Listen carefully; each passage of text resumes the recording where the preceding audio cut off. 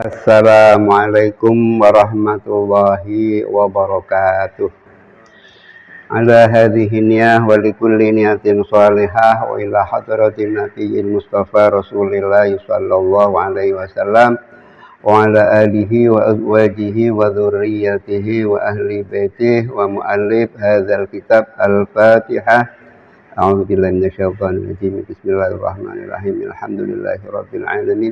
Arrahmanir rahim. Maliki yaumiddin. Iyyaka na'budu wa iyyaka nasta'in. Ihdinas siratal mustaqim. Siratal ladzina an'amta 'alaihim ghairil maghdubi 'alaihim waladdallin. Amin. Bismillahirrahmanirrahim. Alhamdulillahilladzi ja'alal ilma arfa'a sifatil kamaliyah. Asyhadu an la ilaha illallah wahdahu la syarikalah alladzi khassa man syaa'a min ibadihi bil ma'athiril hikmiyah. Asyhadu anna Muhammadan abduhu wa rasuluh alladzi khassahu Allah ta'ala bi jami'i kamalatil ubudiyyah. Sallallahu ala sayyidina Muhammadin alladzi mala'allahu ta'ala qalbahu min jalalihil a'la jalla wa ala wa ainahu sallallahu alaihi wasallam min jamalihil asna fasara mas'ruran mansura wa ala alihi wa ashabihi wasalikina ala nahjihi fanalu khairan wafira. Amma ba'du. Hadratal mukarramin wal muhtaramin, para alim, para kiai, para ustadz dan ustazah, wabil khusus kepada nahdiyin wal nahdiyat. Alhamdulillah, pada sore hari ini kita masih dipertemukan lagi oleh Allah Subhanahu wa ta'ala. Patut kita syukuri bersama. Salawat dan salam mudah-mudahan Allah akan tetap tercurahkan kepada baginda Rasul Muhammad sallallahu alaihi wasallam. Atas perjuangan beliaulah kita dapat memeluk agama yang diridhai oleh Allah Subhanahu wa ta'ala. Masyarul hadirin wal hadirat rahimakumullah. Mari kita lanjutkan kajian kitab Nashaihul Ibad. Yang kemarin kita sudah masuk pada makalah yang pertama tapi belum selesai. Maka kali ini akan kita lanjutkan dalam makalah yang pertama. Bismillahirrahmanirrahim. Qala al-musannifu rahimahullahu ta'ala wa nafa'na bihi wa bi'ulumihi fid dharain amin. Bismillahirrahmanirrahim. Qala Rasulullah sallallahu alaihi wasallam, man asbaha la yanwi dzulma ala ahadin ghufira lahu ma jana. Wa man asbaha yanwi nusratal mazlumi wa qada'a hajatil muslimi kanat lahu ka ajri hajjatin mabruratin. Pada pembahasan ini masih kaitannya dengan makalah yang pertama, bahwa Rasulullah Shallallahu Alaihi Wasallam telah bersabda. Sabdanya, man barang siapa asbaha yang memasuki waktu subuh. Barang siapa yang memasuki waktu subuh. Ketika sudah masuk waktu subuh itu, orangnya la yanwi zulma, tidak berniat untuk berbuat zalim, ala ahadin, kepada seorang pun. Bagaimana efeknya? Ghufira, maka orang itu diampuni, lahu bagi man ma dosa-dosa jana yang telah lewat atau yang telah berlalu. Dan diperlihatkan secara jelas. Waman asbaha, waman dan barang siapa asbaha yang memasuki waktu subuh, yanwi dia berniat nusratal mazlumi, menolong kepada orang yang diwalimi. Yang pertama. Yang kedua, berniat wa qada'a hajatil muslimi, dan berniat untuk memenuhi kebutuhannya orang muslim. Kanat lahu ka'ajri hajatin mabruratin, maka orang yang berniat untuk menolong orang yang diwalimi, berniat untuk memberi kebutuhannya orang-orang miskin, orang-orang muslim, maka dia akan memperoleh pahala seperti pahalanya orang yang ibadah haji, tapi haji yang mabrur. Ma'asyiral hadirin jamaah yang dimuliakan oleh Allah, pada awalnya itu niat itu tentang niat itu adalah perkara yang sangat penting. Dalam segala hal kita diawali dengan niat. Apakah ketika kita, sehingga niat ini menjadikan satu rukun dalam sholat. Misalkan sholat, kalau tidak niat maka sholatnya dianggap tidak sah, karena niat itu merupakan rukun. Begitu juga tentang puasa. Puasa kalau kita tidak berniat, maka puasa kita dianggap tidak sah. Apakah zakat, apakah haji, semua yang berkaitan dengan fardu maupun sunnah ataupun ibadah, apakah ibadah itu yang mahdoh maupun ibadah yang ghairu mahdoh, yang ada ketentuannya atau ibadah yang tidak ada ketentuannya. Ada ibadah yang telah ditentukan, ada ketentuannya seperti sholat. Itu satu ibadah yang sudah ditentukan oleh Allah, ditentukan waktunya dan juga ditentukan orangnya. Orangnya telah ditentukan, siapa orang yang wajib melaksanakan sholat, siapa orangnya yang wajib melaksanakan puasa, siapa orangnya yang wajib melaksanakan zakat, siapa orangnya yang wajib melaksanakan haji. Ini semuanya adalah membutuhkan niat.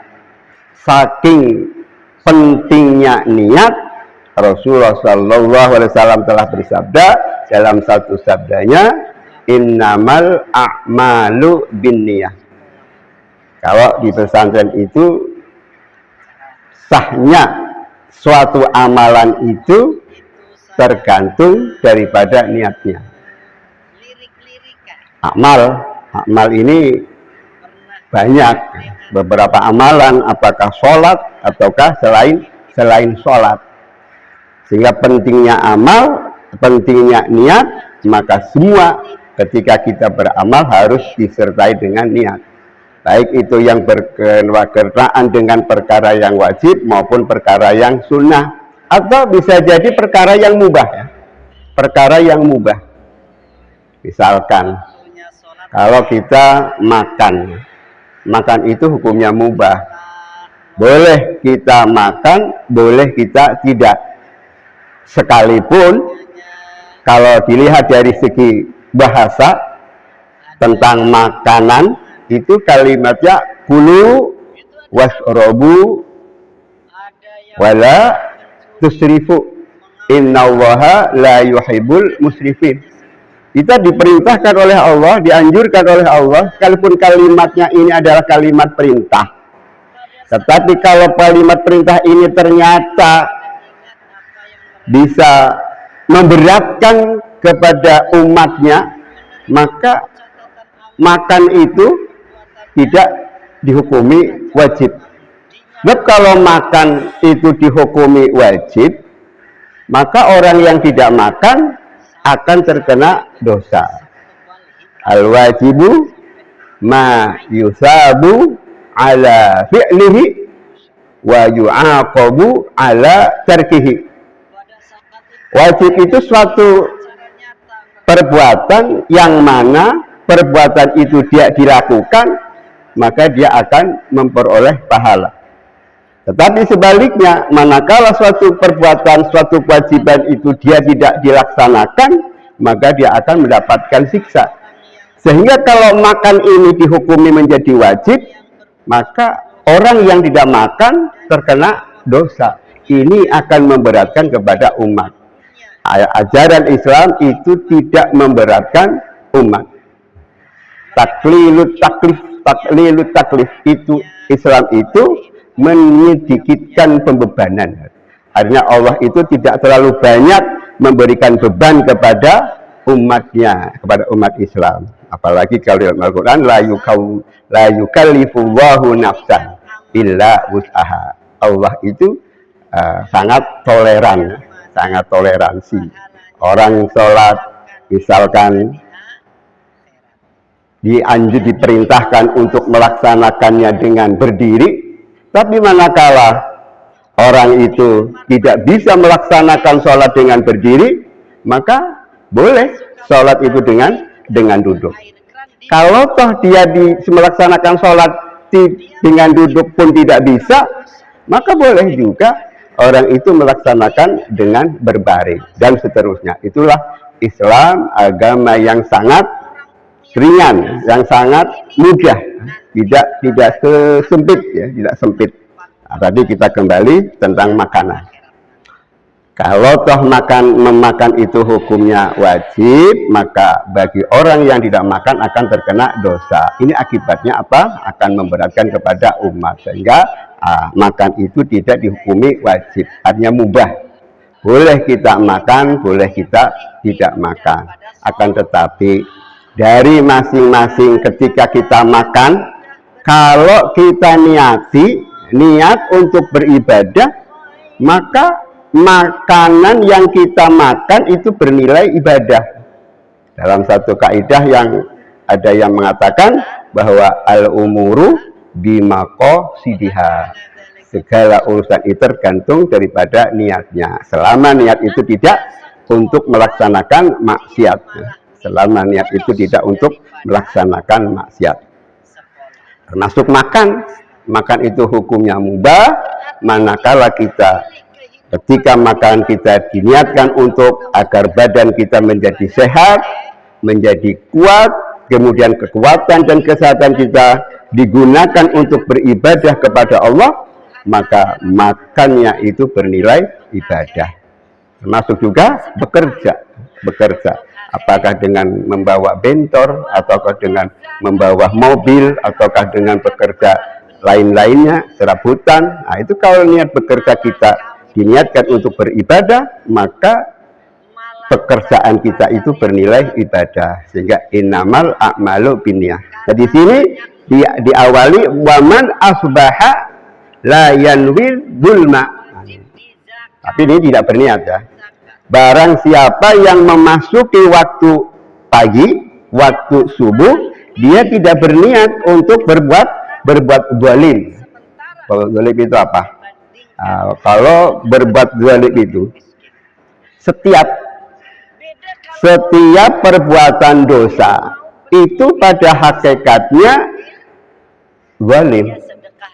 Setiap orang yang melakukan perbuatan dosa pada hakikatnya itu zalim.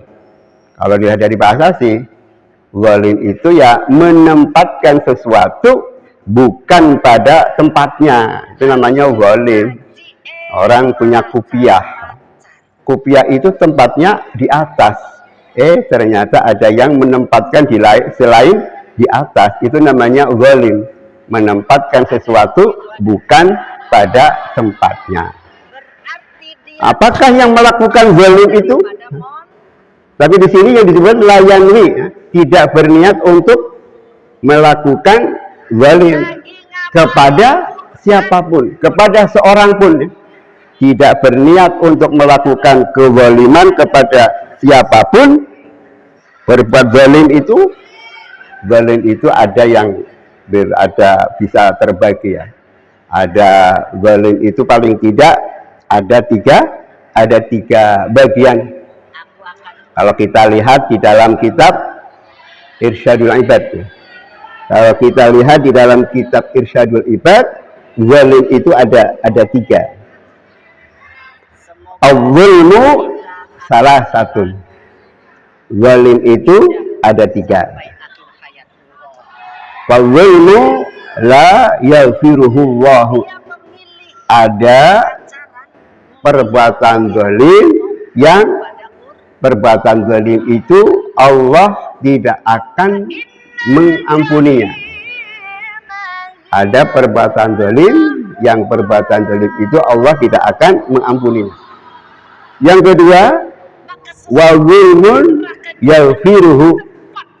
Dan ada perbuatan zalim, tetapi ketika seorang hamba itu berbuat zalim, Allah akan mengampuninya. Dan ada lagi wa zulmun la yatrukuhu. Artinya orang yang berbuat zalim itu ditangguhkan. Ada ditinggal, dibiarkan. Artinya ditangguhkan. Apa? Perbuatan zalim yang tidak diampuni oleh Allah. Yang pertama, fa ammal zulmu allazi la yaghfiruhu fasyirku. Perbuatan zalim yang Allah tidak akan mengampuninya adalah asyirku. Perbuatan syirik atau menyekutukan Allah. Kecuali kalau dia bertobat. Nah, kalau dia bertobat, Allah akan mengampuninya. Kemudian, fama zulmu allazi la yaghfiru. Itu zalim yang tidak dapat diampuni. Karena apa? Allah telah berfirman di dalam Al-Quran, inna syirka la zulmun azim. Bahwa syirik itu satu perbuatan yang sangat zalim, yang sangat agung. La zulmun azim. Kezaliman yang sangat agung. Itu zalim yang tidak diampuni. Kemudian ada zalim tetapi yang Allah akan mengampuni. Wa amma zulmu alladhi yaghfiruhu Allahu fa zulmul ibad ila anfusahum fima bainahum wa baina rabbihim. Perbuatan zalim, perbuatannya seorang hamba yang dia berbuat zalimnya terhadap dirinya sendiri dan antara dirinya dengan Allah, antara manusia dengan Allah. Misalkan ketika kita berbuat zalim, meninggalkan sholat. Meninggalkan sholat itu suatu kezaliman. Sehingga ketika kita meninggalkan sholat, itu dosa kita antara seorang hamba dengan Allah. Nah, kalau dosanya seorang hamba berbuat dosa kepada Allah, maka Allah akan mengampuninya. Maka ini namanya perbuatan zalim yang akan diampuni oleh Allah Subhanahu wa Ta'ala. Ada perbuatan zalim yang tidak diampuni, contohnya syirik. Perbuatan zalim yang akan diampuni oleh Allah itu berupa perbuatan zalimnya seorang hamba dengan Allah. Nah, kalau perbuatan zalim yang masih yatrukuhu, masih ditangguhkan, Allah akan mengampuni. Allah akan mengampuni selama orang yang berbuat zalim kepada orang lain dan orang itu sudah memaafkan, yang dizalimi sudah memaafkan. Maka kalau orang yang dizalimi sudah memaafkan, baru Allah akan memaafkan. Ada selama antara seorang hamba dengan hamba yang lainnya belum saling memaafkan, maka Allah tidak akan mengampuni. Ini artinya perbuatan zalim yang ditangguhkan. Jadi paling tidak ada 3. Ada orang yang berbuat zalim kepada Allah, Allah tidak akan mengampuninya. Ada orang yang berbuat zalim antara hamba dengan Allah, Allah akan mengampuninya. Dan ada seorang hamba yang berbuat zalim kepada hamba yang lain, itu tergantung. Kalau seorang hamba itu sudah memaafkan, maka Allah akan memaafkannya. Ayyuma rajulin, di mana saja kalau ada seorang laki-laki golama, dia berbuat zalim,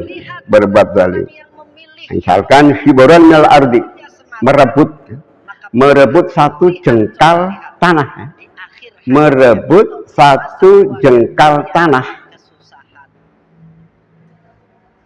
Kallafahullahu azza wa jalla ayyahkira, maka Allah akan memberikan kepadanya untuk menggali sampai akhir sampai tujuh bumi. Bagaimana kalau ini? Summa yatawafahu Allahu ila yaumil qiyamah. Allah akan mengalungkan. Misalkan kita mengambil satu jengkal tanah. Kita mengambil satu jengkal tanah. Biasanya bagi orang yang suka mengambil haknya orang lain, kadang-kadang batasan itu ada yang menggeser. Menggesernya itu sedikit. Apakah menggesernya itu 10 cm ataukah menggesernya itu 20 cm? Nah, itu kali panjangnya itu berapa? Misalkan kalau panjangnya 1000 meter, ya berarti sampai dengan 20.000 cm. Nah, 20 cm berarti berapa meter pengambilannya? Nah, kalau ada orang yang berbuat zalim mengambil satu jengkal, satu kilan misalkan, itu 20 meter, tapi kalinya misalkan 20 cm, tapi kalinya 1000 sampai ke belakang, ini sampai dengan berapa? Berarti 20.000 cm. 20.000 cm dibagi, ini berapa meter? Nah, itu nanti Allah akan mengalungkan di hari kiamat, akan mengalungkan tanah itu kepada orang yang mengambil tanah itu. Itu berarti berbuat zalim. Nah, seumpama ada orang yang dizalimi. Siapa yang menzalimi? Apakah yang menzalimi itu secara pribadi atau secara kolektif? Artinya pemerintah misalkan menzalimi kepada rakyatnya yang haknya ada pengurangan jumlah nilai tanah ataupun nilai tanahnya nanti ada yang merasa dirugikan. Nah, itu bagaimana? Nah, itu kalau sampai hal terjadi seperti itu, kalau yang kolektif, nah itu bagaimana, siapa yang bertanggung jawab? Nah, jadi kalau sendiri masih boleh kita minta maaf. Kalau kolektif, orang banyak, bukan hanya satu orang, misalkan berhektar-hektar atau bahkan sampai ribuan hektar yang dimiliki oleh beberapa orang, nah itu minta maafnya bagaimana? Nah, itu susah. Nah, sehingga di sini kalau ada orang dari pagi tidak berniat untuk melakukan kezaliman, maka Allah akan mengampuni dosa-dosa yang telah lalu. Begitu juga waman asbaha yanwi nusratal mazlum. Ada orang yang pagi-pagi itu dia berniat untuk menolong orang yang dizalimi, itu baru niat saja. Bangun subuh, kemudian dia berniat bismillah, niat kalau ada orang yang terzalimi, saya akan membantu, akan menolong. Itu baru niatnya saja, belum melaksanakan. Belum melaksanakan, baru niat saja. Atau berniat untuk membantu, memenuhi kebutuhannya orang muslim. Memenuhi kebutuhannya orang muslim. Banyak di antara kita yang butuh bantuan kita.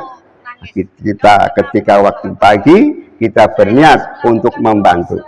Kalau sebentar siang ada orang yang datang mau minta bantuan, akan kami bantu, akan kami penuhi kebutuhannya. Ini baru niat saja disebutkan dia akan memperoleh pahala seperti pahalanya orang yang ibadah haji. Tapi ibadah haji yang mabrur, haji yang mabrur, keuntungannya baru niatnya. Waqala alaihi salam, waqala, dan telah bersabda, siapa yang bersabda alaihi salam? Nabi Muhammad yang memperoleh keselamatan. Keselamatan atas beliau, artinya Nabi Muhammad. Ahabbul ibadi ilallahi ta'ala anfa'an nas linnas. Ahabbul ibad, hamba yang paling dicintai ilallahi oleh Allah subhanahu wa ta'ala adalah anfa'an nas, hamba yang paling memberi manfaat, manusia yang paling bermanfaat linnasi, kepada manusia yang lain. Allah paling cinta, Allah paling suka kepada seorang hamba yang hamba itu bisa bermanfaat bagi manusia yang lain. Wa afdalul a'mali, dan amalan yang lebih utama adalah amalan idkhalus surur, memasukkan kegembiraan. Memasukkan kegembiraan artinya membuat orang itu bergembira, merasa senang. Ala qalbil mu'minin, atas hatinya orang yang beriman. Yang pertama, caranya bagaimana? Yatrudu anhu jau'an, paling tidak bisa menolak, menolak dari lapar. Ada orang yang lapar. Ketika ada orang yang lapar meminta makanan, kemudian kita mau membantu, akan alangkah senangnya orang ini ketika dia butuh makanan, ternyata ada orang yang memberi. Ada yatrudu anhu ju'an, menolak dari kelaparan. Wa yakshifu anhu karban, dan bisa menghilangkan kesusahan. Bisa menghilangkan kesusahan. Bisa menghilangkan kesusahan. Nah, dengan cara bagaimana? Orang biasanya kalau punya hutang itu susah. Orang punya hutang itu biasanya susah. Nah, kalau kita bisa membuka, bisa menghilangkan kesusahannya seorang muslim, yaqdi lahu dainan. Dengan caranya bagaimana? Agar orang itu bisa terlepas, terbebas dari kesusahan. Misalkan orang itu punya hutang, yaqdi lahu dainan, dia mau membantu atau mau membayar hutangnya, tapi juga sebatas kemampuannya. Kalau hutangnya banyak, ya mungkin walaupun dia mampu berpikir. Ada orang yang punya hutang 1 miliar, dia punya uang 2 miliar, sebenarnya dia mampu, tapi kan pasti berpikir, 1 miliar ya, jadi berpikir. Tapi ya supaya ya ketika kita membantu itu betul-betul seperti orang yang membuang kotoran, tidak diingat-ingat. Misalkan ada orang perlu karena dia punya hutang misalkan 100.000 ya. Kita mampu membayar hutangnya, itu kan 100.000 mungkin dianggapnya ringan. Nah, kalau kita bisa melakukan seperti itu, maka dianggap oleh Allah Subhanahu wa taala sebagai afdalul a'mal. Itu amalan yang lebih utama. Nah, yang pertama idkhalus surur ala qalbil mu'minin, memasukkan kegembiraan kepada hatinya orang-orang mukmin dengan cara yatrudu anhu ju'an, untuk menghilangkan rasa lapar. Yang kedua, kalau bisa memberikan solusi agar orang itu kesusahannya menjadi hilang dengan cara membayar hutangnya. Kalau dia punya hutang, dan orang yang membantu itu mau dan mampu. Mungkin ini dua hal yang bisa saya sampaikan. Kurang lebihnya mudah-mudahan dua hal ini ada manfaatnya, dan apabila terdapat kesalahan kami mohon maaf yang sebesar-besarnya. Wallahul muwaffiq ila aqwamit thariq. Assalamualaikum warahmatullahi wabarakatuh.